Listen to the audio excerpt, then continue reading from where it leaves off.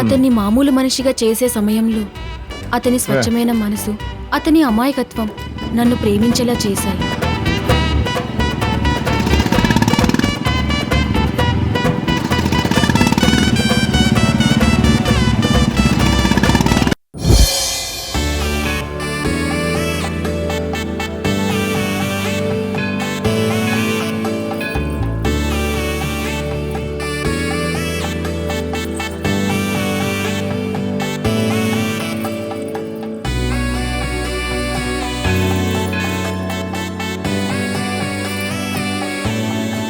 సహస్ర, ఒకవేళ meeting late అయితే రేపు మార్నింగ్ ఫ్లైట్కి వచ్చేస్తాను.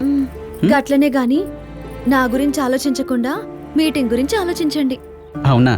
సరే, ముంబై నుంచి ఏం తీసుకురావాలి? మీరు క్షేమంగా తిరిగి రండి, గదే పెద్ద